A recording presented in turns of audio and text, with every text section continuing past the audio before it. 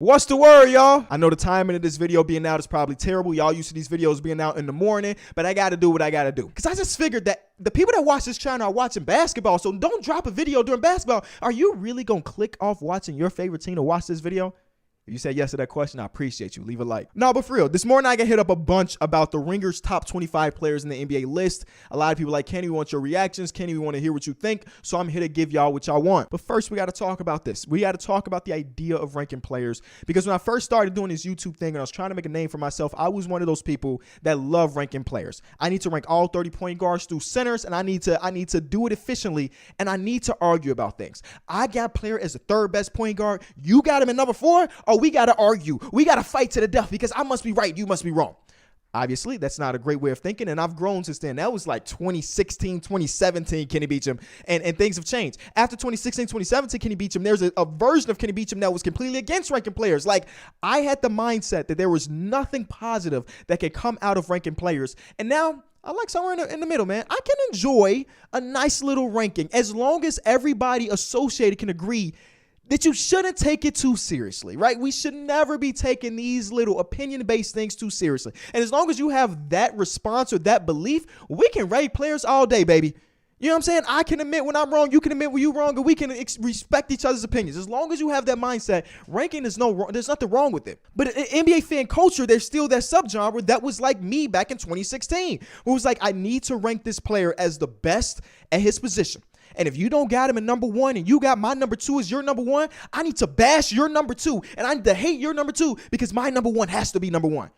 I have never been a guy that has been completely married to his opinions. I am always evolving. My ideas are always evolving. And as long as you live in that little portion of life, we could be homies, man, for real. We can talk basketball all day, every day. Anyway, this is something I've thought about recently, and I've been wanting to talk about this on the channel for a while, so shout out to the Ringer for giving me a reason to talk about this. And I don't think this is a necessarily unique idea. There's probably a million of sports fans that do this, but I'm done ranking players as saying this person's 1, and this person's 2, and this person's 3. I'm doing it at range. So for example, if we were talking about all time, if you ask somebody who is the greatest basketball player of all time, you're going to get some people to say LeBron, you're going to get some people to say Jordan, but those are like the 2 people. Those 2 people are getting like 98% of the votes, right? So in my mind, Jordan is either 1 or 2, so his range is 1 and 2. LeBron is either 1 or 2, so his range is 1 and 2. Kareem Abdul-Jabbar might be number 3, or he might be number 4 or number 5, so his range is 3 through 5. This is not my official list, but you get what I'm saying.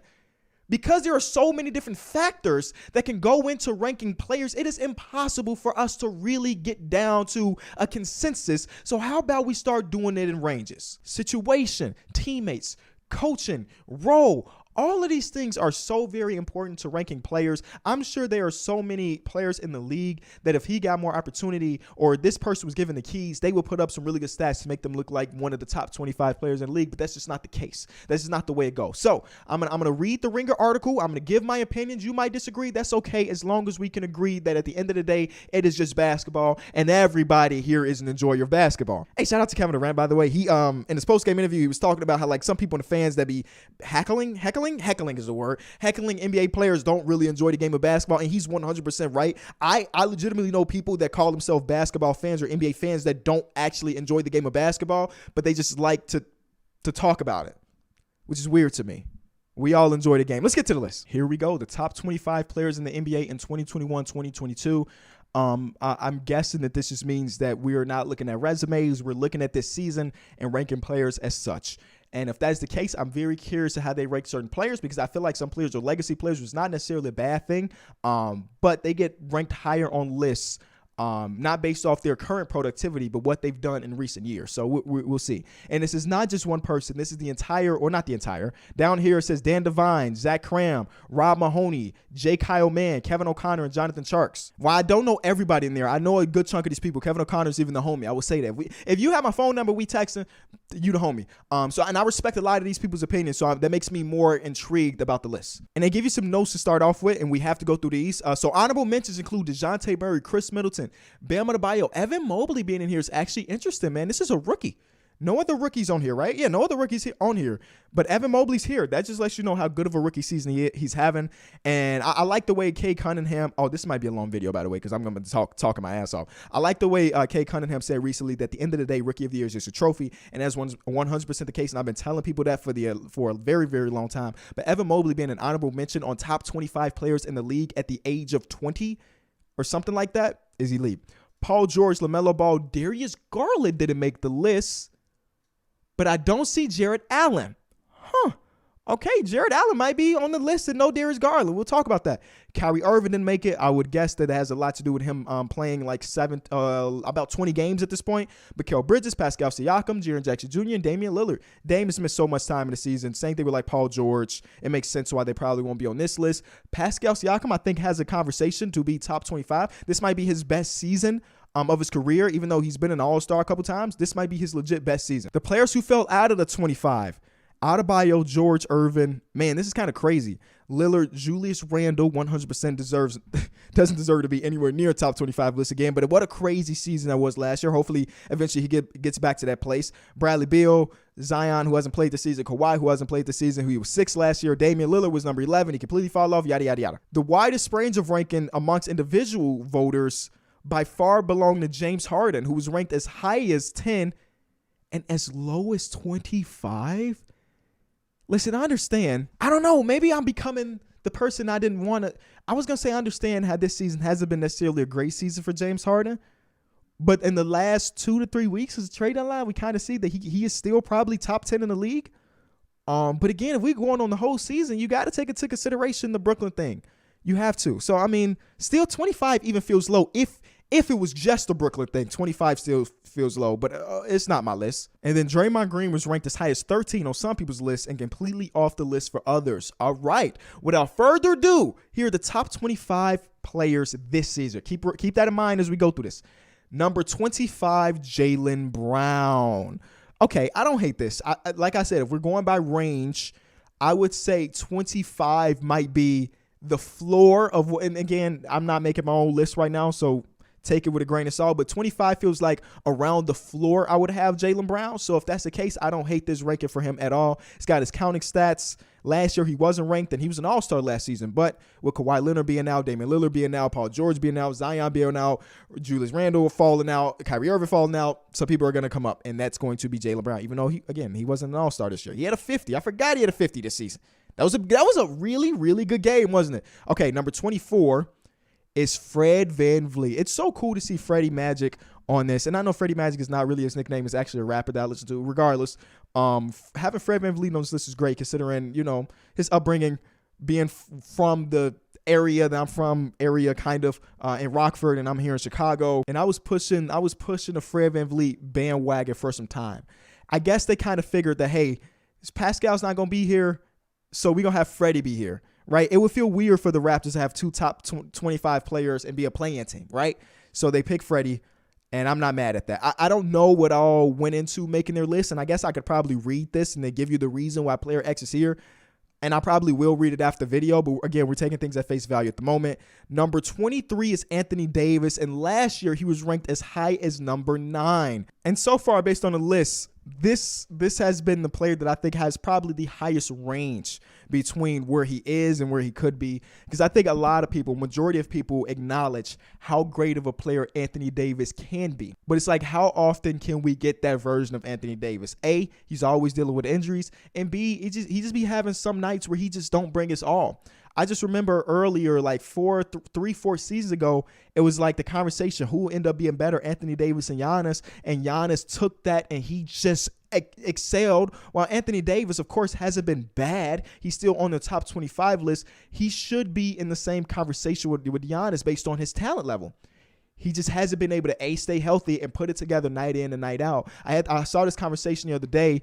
They were talking about Giannis, and what makes Giannis different than other players around the league and league history is that it don't matter if it's game 40 of the season, game number 1, or game number 82. He's going out there and playing like it's his very last, and you don't have that same kind of urge with Anthony Davis night in and night out. If Anthony Davis played with that same kind of urge, I mean, there won't be many players in the league better than him.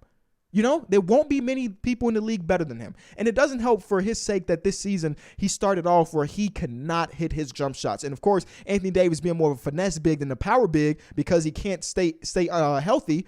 Him not being able to hit that long two or hit any of his threes really hurt his efficiency and stuff. But I would say this season defensively, he feels like maybe not the best he's ever been, but up there in some of his best seasons. He just hasn't been able to get on the court. 22 is Zach LaVine.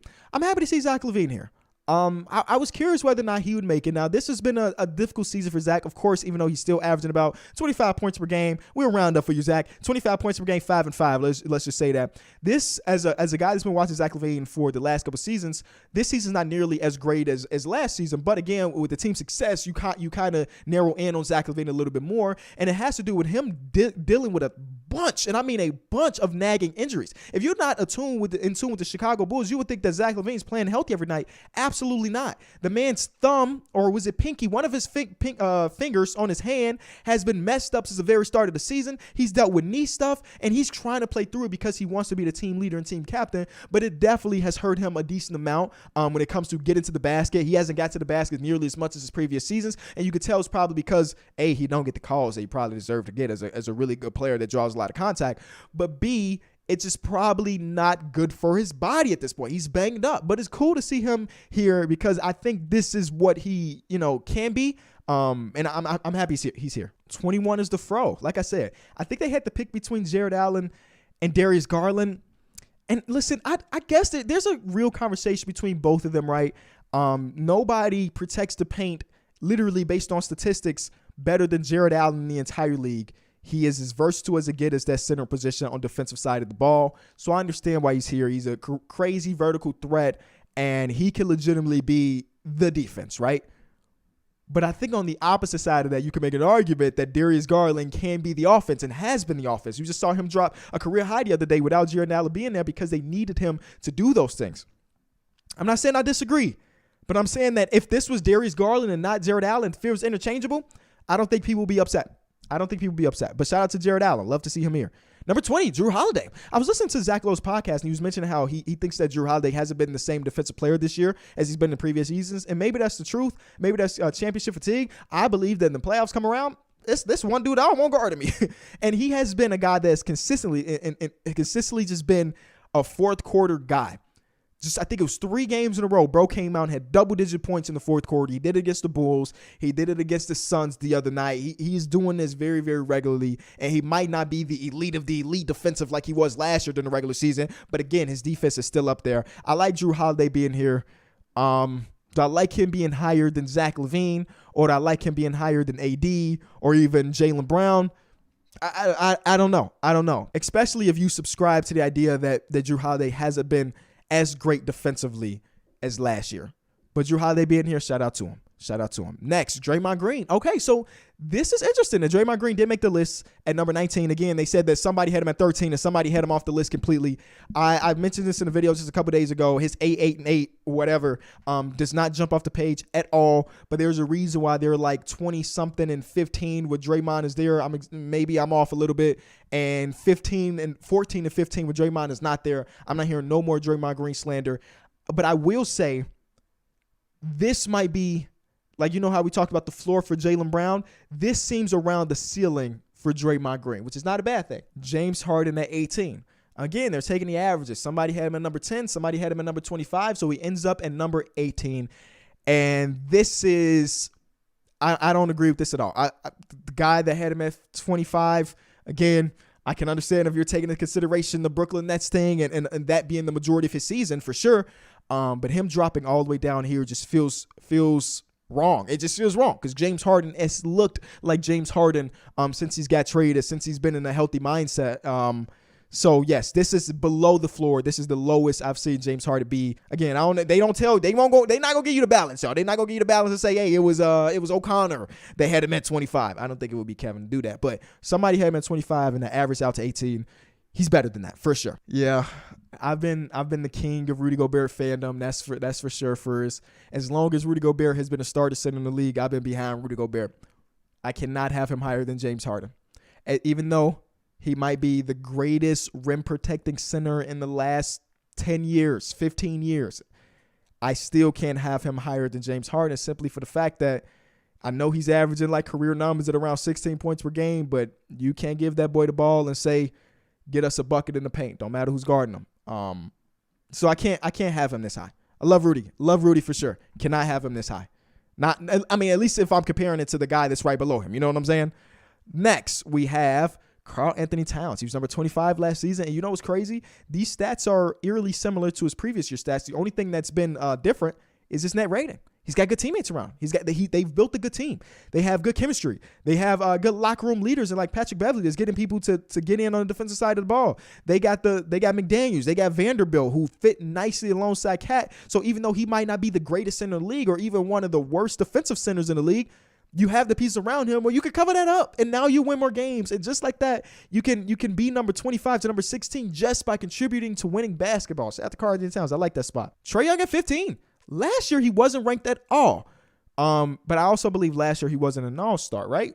I think he was an all-star in the second season, not the third season, but then he made it again in his fourth season. I fumbled over my words like 6 takes. I don't even know what to really say about Trae Young. I think he's just one of the more polarizing players in the NBA, mostly because, he's such a defensive liability. He's one of the worst defensive players in the league. And it's not all just based on his size, right? There's just clips of him just not giving efforts and getting beat backdoor. That's like something, even if he was 7 feet tall, if you're doing that stuff, you're going to look like a bad defender.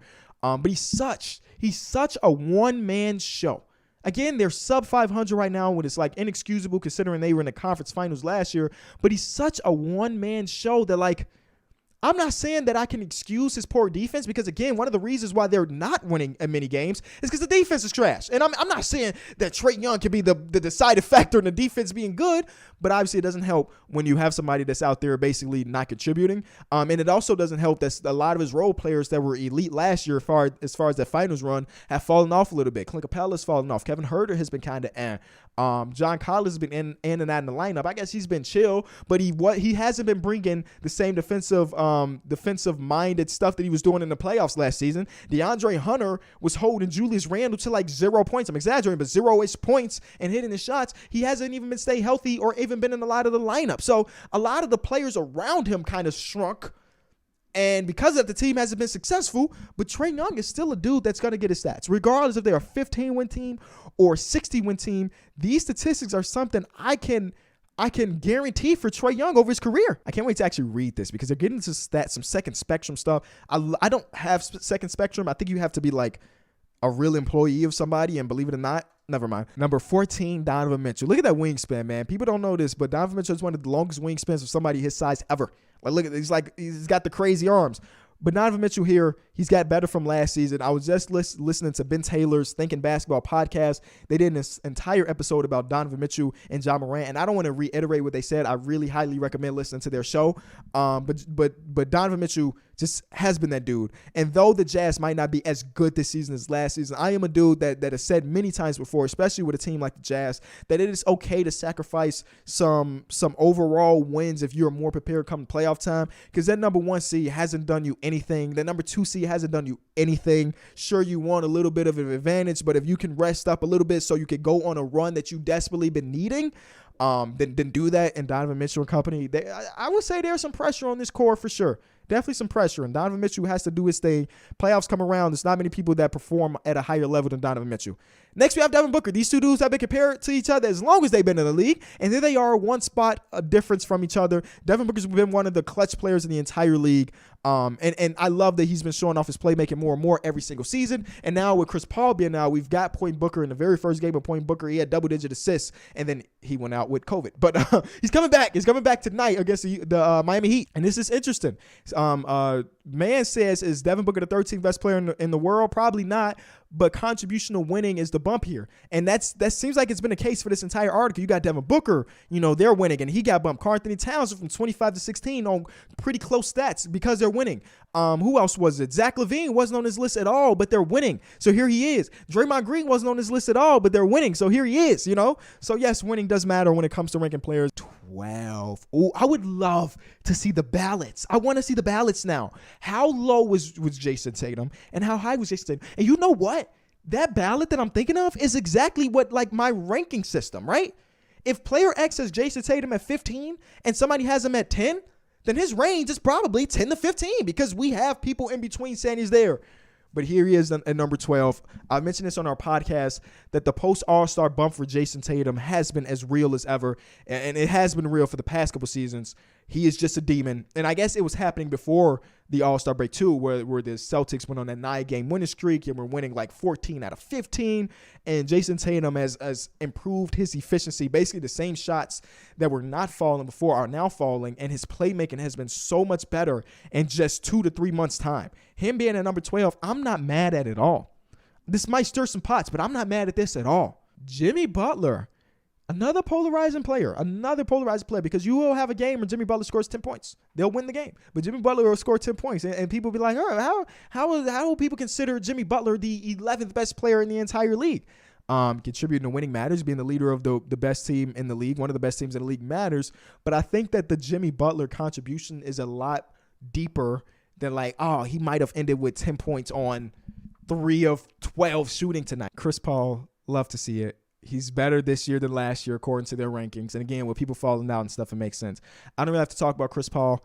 I feel like I've been talking about Chris Paul's contributions to things for in a lifetime as he is my favorite player. And I love to see him this high at number 10. Number 9, you got DeMar DeRozan. And this was something I actually knew because some people that sent it to me was like, Kenny, you got to talk about how they got DeMar DeRozan at number 9 when he averaged at 28 and he's an MVP candidate. And you know what? I'm not mad at it whatsoever, man. I'm not mad at it whatsoever. I think number 9 is probably a good / right spot for DeMar DeRozan. Number 8 is Ja Morant. Woo! Young boy. And you're number 3. Number 8. 8th best player in the entire NBA. Wow. What a good story this is, man. Mid-major dude. Comes in, drafted 2nd overall to a small market team and got that small market team everywhere. Watch next season. They about to get all the nationally televised games. Similarly, you remember the Knicks didn't have a lot of nationally televised games last season and they were good. And the people caught on, the NBA caught on like, let's get the Knicks more games. They're one of the biggest markets and they're going to be good again. And now they're not good. I think they're going to do the same thing next season where they just give the Memphis Grizzlies all of the games that the Knicks got. Because they should be good again next season. Ja Morant being the 8th best player in the entire NBA is not something I can argue at all. He's a highlight reel. He's been one of the better leaders in the entire league. I know there's an argument that says that, hey, there was actually an executive, an anonymous executive, because they're always anonymous, that said if you switch Ja Morant to Shai Gilgeous-Alexander, the same things will be happening. Love Shai, for sure. He's one of my favorite players in the league.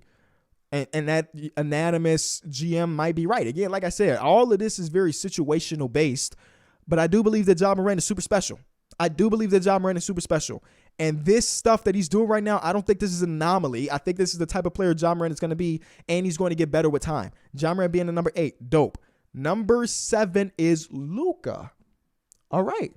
So I personally believe that Luka's range, and I'm being honest here, Luka's range as ranking the top players in the NBA right now, I think his high will be like 4, maybe 3, and 8 at his floor. And him being at 7 makes sense. He's a guy, I mean, he came into the season out of shape, and because of that, he didn't look great. The team didn't look great, but now he's in shape. Post-All-Star Luka has been killing. And even though the pieces around him might not be All-Star quality or even great, he's making that team look elite. Spencer Dinwiddie has been really, really good, and he looks like a good running mate for Luka. So him being at number 7, it falls into my range, so I'm okay with that. And he's not even 25, which is the craziest thing. LeBron at number 6. Okay, so this is what they said. This is the lowest that LeBron has been in his career since, I think they said 17, 18. He's averaging 29, 8, and 6, a block a game. He's in conversation for scoring title. I'm very curious. I'm actually going to read this one right now and see why they have him at number 6. They don't really say anything negative in here about his fall, but maybe LeBron's fall, in their opinion, LeBron's fall is not to do with himself, but to do with like Steph Curry, who I guess was number 4 last season. So even he fell a little bit. Interesting. Let me know in the comment again with all this stuff. Let me know what you think in the comment section. Number 4 is Wardell, Stephen Curry, or number 5 is Wardell, Stephen Curry. This is unambiguously Steph's worst offensive season since he first won MVP in the first title. Oh, okay. He's still 5th. With that being said, Steph Curry's still the 5th best player in the league according to the Ringer, with all that being said. And then they get into some advanced stats with Raptor. I don't even know what the hell it stands for, but I've seen it before. Oh, and then they move on to Kevin Durant. We actually not getting big write-ups on the lower people, but the higher people. Like Chris Paul got 4 paragraphs. They said, we don't need to tell you what LeBron doing. You watch a basketball, right? We don't need to tell you what Steph Curry's doing. We give you 2 paragraphs of Steph Curry. Everybody else getting a whole page, 2 paragraphs. You've been watching Steph Curry, right? And he's been in I don't want to say slump, but he ain't been as great recently. And the team hasn't either. Kevin Durant at number 4. Number 3 is Joel Embiid. Number 2 is going to be Giannis. And they had him at number 7 last season. Oh, that's kind of wild. All right. And number 1 is Nikola Jokic. For the second year in a row, Nikola Jokic is ranked the best player in the entire league. How great is that? I'm not mad at this at all. Do I agree with everything in this list? Hell no. Hell no. But I don't think this is a absolutely terrible, everybody must be fired type list of fireable offense. I've seen those type of lists before. I don't know. Again, as long as we take it with it's just basketball, none of it even matters. But it's cool to see other people's opinions. And now what I'm about to go do is go to the very top of this article again and actually read the statistics and the write-ups with all of these people. Shout out to The Ringer and everybody that contributed to it. Though I don't agree with everything you said, I respect what you said. You know what I'm saying? And hopefully everybody else in the comment section does too. If you enjoyed the video, leave it a like.